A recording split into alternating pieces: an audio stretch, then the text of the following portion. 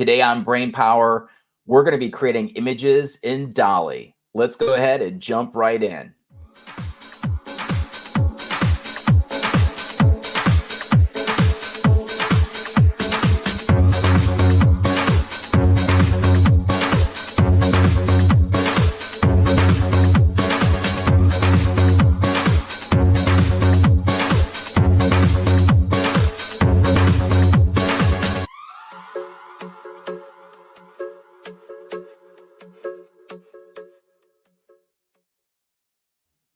Hello, friends. Welcome to Brainpower, your weekly AI training show. I'm Josh, your host, and today we are going to be creating images in DALL-E. Now, before I get started, remember that you can always download today's episode handout. And if you're going to be prompting with me today, go ahead and take a moment and go to this URL. And you'll see episode 7. You can go ahead and download that file. And that file is going to contain 4 prompts we're going to go through today. Okay, so take a moment, grab that file. And in the meantime, I'm going to go in and talk a little bit about DALL-E and what is it all about? Okay, so first, let's go ahead and let's talk about the name DALL-E. And, where did that name come from? Well, it's actually a blend of Salvador Dali and the robot Wally. Now, I can continue to explain it, but I got a special surprise for you today.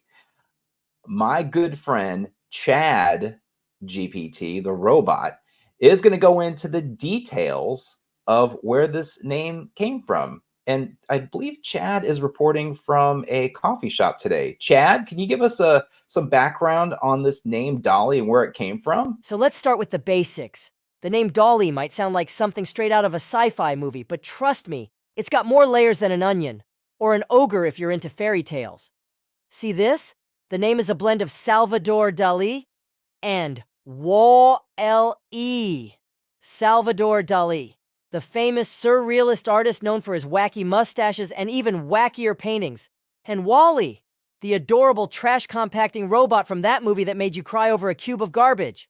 Yeah, I know you did. Now, why Dali? Because just like his paintings, Dali creates images that are surreal, unexpected, and sometimes just plain weird. And why Wally?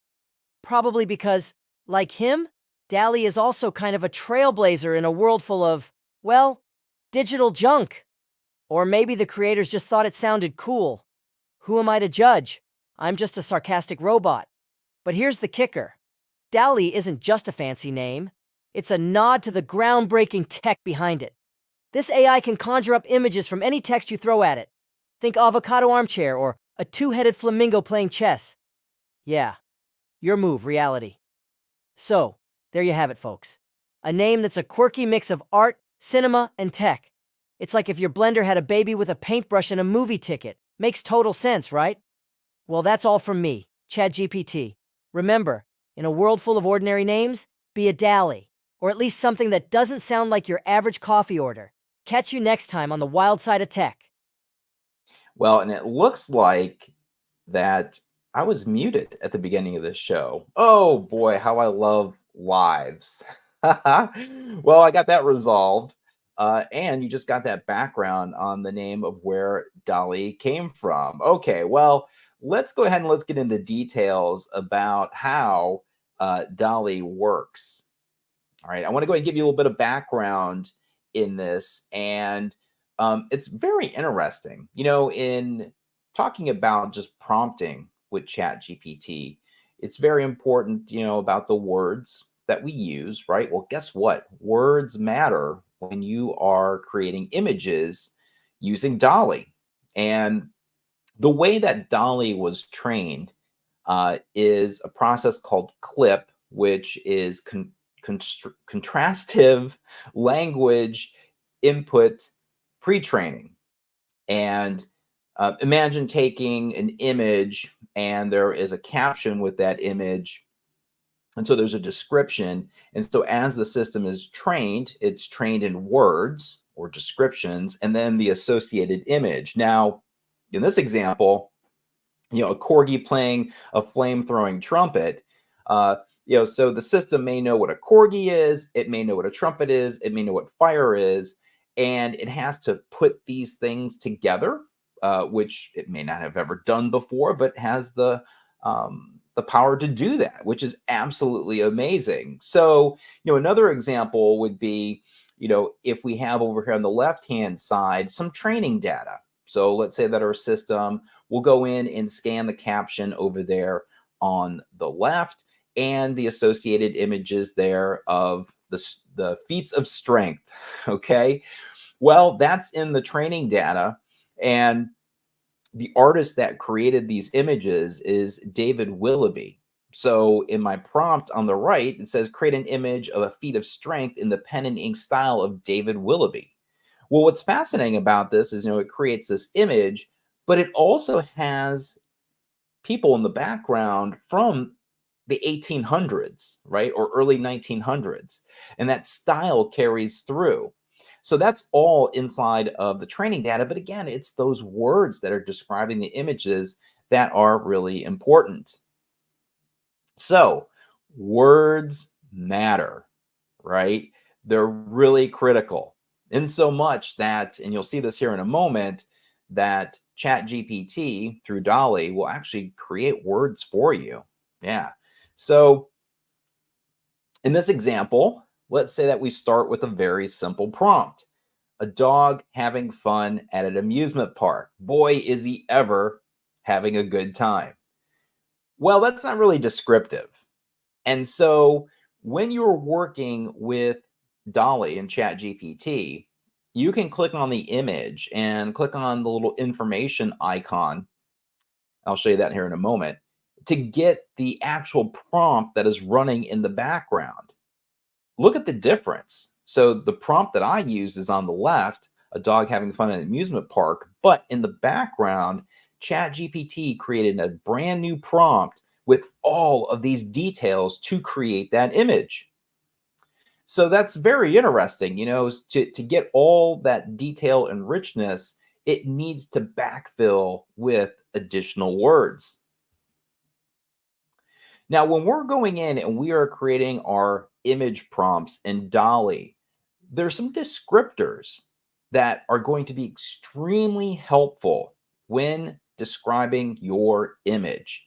These include the subject, what's in the image itself, or what is the focus, the setting, where is it taking place? Are there any additional objects in the image that are important? What about the colors or color scheme, and the mood or atmosphere of your image? Also, perspective. Is it a bird's eye view, a worm's eye view? Are we doing a shot from a great distance? Is it extreme close-up? What about the lighting? Is it natural lighting? Is it overhead lighting? Is it fluorescent lighting? And then finally, the style. Is it a photograph? Is it a painting? And if so, what artist are you trying to represent? Now, you got to be careful with copyright. DALL-E is extremely strict. If you refer to a character or a person in popular culture, you might as well forget about it. It's going to go ahead and shut you down. Now, you could try to describe that character or that person using adjectives and not using their name and get close to it, right? Kind of a little bit of an end around. Instead of explicitly naming the character, you're just describing the character. So again, you got to be careful with the copyright, and it'll let you know. All right. So let's take a look at an example. A young stoic man dressed in a trench coat, New York City post-apocalypse. He's holding a sign that reads "No more robots." The colors are muted. It's a cyberpunk mood. We have a worm's eye view, which is down low at dusk, and it's a detailed photograph shot with Kodachrome film. All right. Well, let's take a look at what DALL-E created for me. Not too bad, right? So that's kind of a pretty good representation. Now, if I were to just to try to describe this with just a few words, it would go in and backfill. But because I was very descriptive and gave it all the information, and just to as a hint, uh, you could just go in and we'll be prompting this in a moment. You could just go in and just take this as is and put it into the prompt with subject and setting and objects and all that, and use it as a template when you get started. And as you continue prompting in DALL-E, you probably won't need these anymore because you'll be thinking about all these different descriptors in there. Okay, so that's a pretty cool result. Now, just keep in mind that when you do get an image back in DALL-E, it is going to be in a WebP format. So where did that come from? Well, you can just go ahead and thank Google. They decided to come up with a format that was going to replace PNG and JPEG and GIF. It is lossless and lossy format, so it can be compressed or uncompressed. But the problem is that many of the applications that we work with may not be able to open up a WebP. I know that for myself, I have to take a WebP file, open it up in Photoshop, convert it to a PNG file, and then bring it into associated applications. So the hope being that more of the applications that we use on our desktop will use a WebP format. But in the meantime, you may actually find yourself going in and doing the conversion. All right. So now let's go ahead and we're going to jump into our student file. And let's go ahead and let's take a look at the prompts that we're going to be running here today. So the first one, we're just going to have fun with it. A dog having fun at an amusement park. And in this exercise, I'm going to illustrate what happens in the background with DALL-E with a very simple prompt. All right, so I'm just going to simply go in and copy this and get that prompt in the clipboard. Let's go over to Chat GPT, and I'm going to paste that right inside here. Now, you may want to declare that this is going to be an image. So, like, I need an image of, right, a dog having fun at an amusement park. Okay. So I'm going to declare it and then send the message. So it's now going in and creating the image. Now, once this is done, I'm going to show you how to go in and inspect the actual prompt that was used in Chat GPT. As I mentioned before, it goes in and expands upon the initial prompt. So here's an image of a dog having fun at the amusement park. Wow. We have a Ferris wheel. There's games in the background. He's got this awesome bow tie. Fantastic. Now, what I'm going to do is just take a moment and click on the image. This goes into a detailed view, and you'll notice that in the upper right-hand corner, I have the ability to give it a thumbs up. Great job with the prompt. Thumbs down. Maybe it's not so good. We can download the WebP file. So if I click on that, you can see that the file format is WebP. I'll cancel. But the one I want to show you here is the information icon. If we select that, this is the prompt that was used for the image. Funny, it's not the prompt that we put in, right?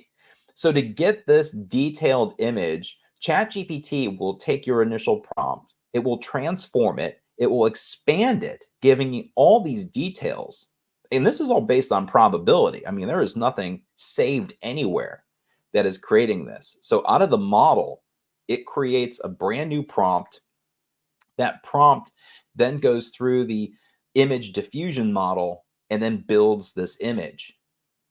Okay, well, we're going to need a little bit more control than having Chat GPT just go ahead and freewheel and create these prompts for us. So with that, let's go ahead and let's try a prompt with our descriptors, right? Remember those descriptors I went and described? Let's go to prompt number 2.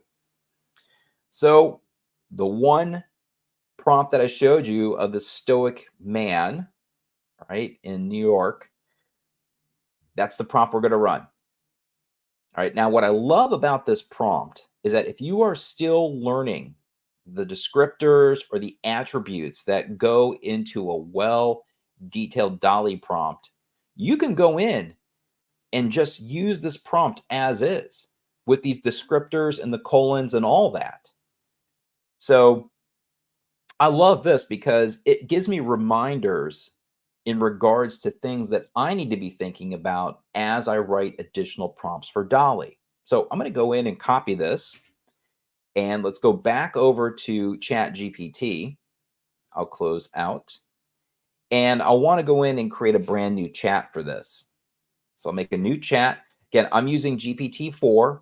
That's the only way that you can access DALL-E in here. So 3.5 is not going to work. Sorry. But let's go in and let's paste this in here and send the message. And you can see that it just knows to go ahead and create an image with those descriptors.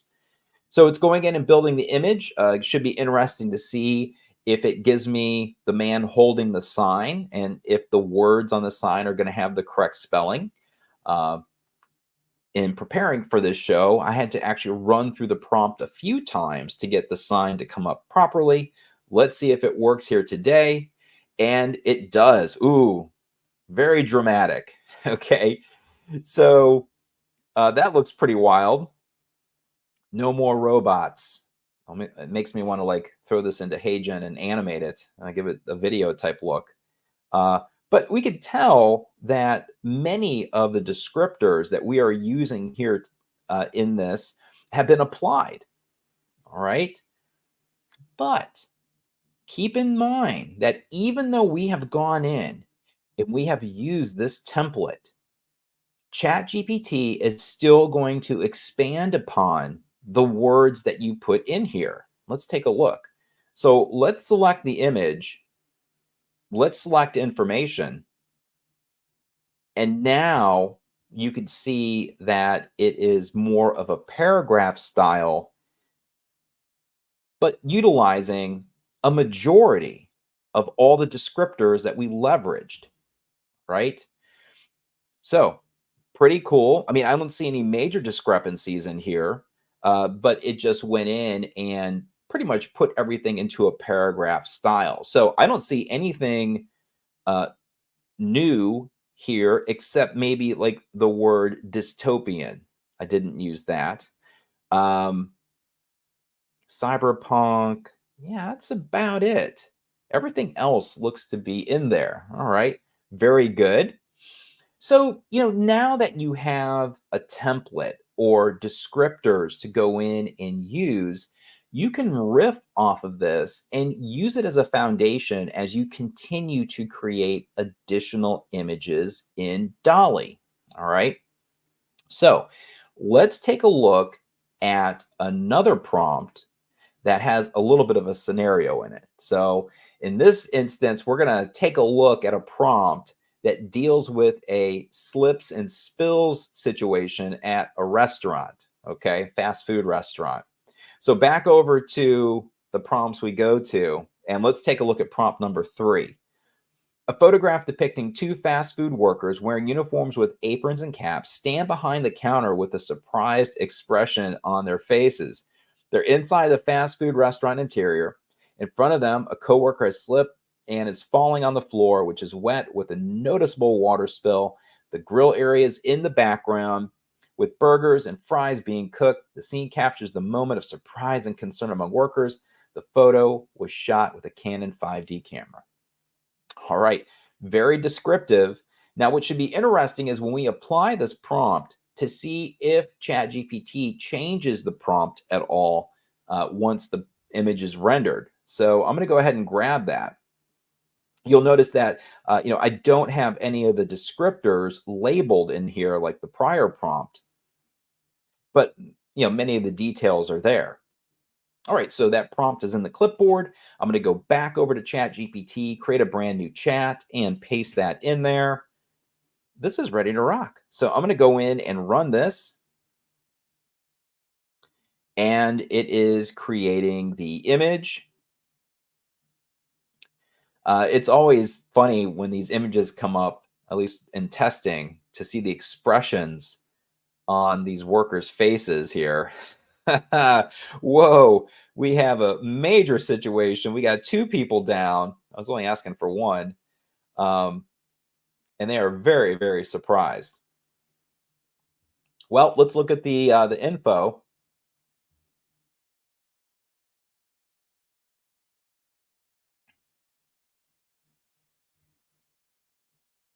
A realistic photograph depicting a fast food restaurant interior scene, and so on. This looks pretty good. Yeah. So all of the details that I had in my prompt are now translated over here. Now, there may be some nuances and changes in the way that it structures the words before it runs it, but everything is here, which is pretty awesome. Now, what if we added more details? This is where it gets interesting. So I have the same prompt, but a little bit more verbose. Okay, and this is the last large prompt that we're going to run here today. So, there's more descriptors in here. It's very story-like, and we are going to compare our 2 renders to see if adding additional details gives us a better image. So you can see there's more descriptors in here, like a bustling fast food restaurant, a dramatic perspective view, 3 frontline workers, a tense yet comical moment. Let's see if that comes through. Illuminated with bright overhead fluorescent lights casting sharp shadows and highlighting the details of the interior. You get the idea. I'm not going to get into all the details, but you can see that now there's more depth in the description. All right, well, let's give it a whirl. I'm going to go ahead and copy this whole entire prompt. We'll get it into the clipboard. We'll go back over to Chat GPT. We'll create a brand new chat. Let's paste it in there and let's run it. And now this image is going to render. So again, it should be interesting to see the comparison between the first image that had the foundational descriptors in there, and then this next prompt that has tons of details. And we'll see if there is a difference as far as the quality. So this one's almost done. And once it's through, we'll go ahead and we'll take a look at that image. So I don't know what happened to the person that is supposed to be on the ground. It's kind of an interesting view. I don't necessarily know if it's a better shot, but you can see that it's following along in regards to like the fluorescent lights and the harsh details as far as the shadows and all that. Pretty dramatic water spill right here, but we don't see a person on the floor. All right, so let me take a look at the prompt over here. And it's definitely much longer. So it's going in and keeping or maintaining all those attributes that I mentioned in the prompt, and they're carrying over here. All right. So we don't see that third worker falling down. So here's number 1. And let's go back to the prior prompt. Here's number 2. I mean, obviously, there's some goofiness going on with the faces, but I love the details that are in here. The hands have 5 fingers, at least here, not here though. Still working on those hands, right? But hopefully you've seen, when working with these prompts, that adding more details doesn't necessarily get you exactly what you're looking for. And so my recommendation is to go in and when you're first starting out, start with a simple prompt. Check to see what Chat GPT does in regards to the modification of that prompt in adding the details. You may even want to go in and change the details up and run the prompt again. Then try it with descriptors and fill your prompt with these descriptors. And again, tweak and modify and experiment. Eventually, these will be front of mind, and you'll just create prompts with all the details in there. And then it's a balance. It's a matter of finding out what works, what tweaks you can put in there to clean things up or make modifications so that you can actually use the image. All right. Well, there's a few more things that I want to go over with you. And let's go back over to Chat GPT. Now, once you have an image, you can go in and make modifications to really any kind of style that you want or format. So, let's say that I want to go in and change the aspect ratio to 16:9, right? So change the aspect ratio to 16:9. Now, if I wanted it, vertical, I would just say 9:16, right? So this is going to go ahead and give me landscape. So this should go in and stretch the image out. It won't stretch the graphics, but it'll actually give us a wider scene here. Again, leveraging the same prompt. Now we're probably going to go in and get a different representation. It's not like it's going to make a copy and make it wider. We're going to, we should see different characters here or different people. Yeah, it's completely different. Oh, there's bananas on the floor. Well, I'd love to know the story behind that one, right? But you can see that it's now 16:9. If I wanted to change the style, so let's say I want to, make this a pen and ink drawing, I can just do that. Again, it's going to create a new representation of this scene based upon the prompt, but it will be in the style of pen and ink. So we're just waiting on this render here, and hopefully it will be in a black and white. Who knows? Maybe there'll be a little bit of color in there. And our pen and ink could be colored ink. We weren't specific. It's almost done. And there's an error. Okay.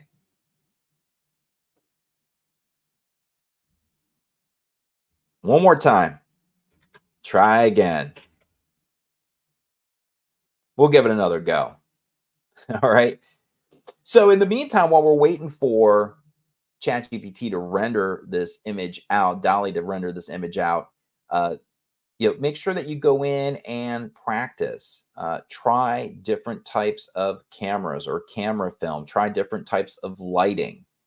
And you can see here that we now have the twins working at the restaurant, and a fellow employee has bit the dust. Okay, so pretty cool. We now have a pen and ink representation here in DALL-E. All right. Well, I just want to thank you for watching this episode, and keep in mind that if you want to get prompts for Chat GPT, you can go to joshcavalier.com or joshcavalier.ai/150 prompts. Believe it or not, at the time of this recording, it's now up to 250 prompts, but this URL will work. And that's going to go ahead and give you prompts for Chat GPT, specific around learning and development. So enjoy those. All right, very good. Well, again, thanks for hanging with me, and I hope to see you in the next episode of Brainpower. Take care.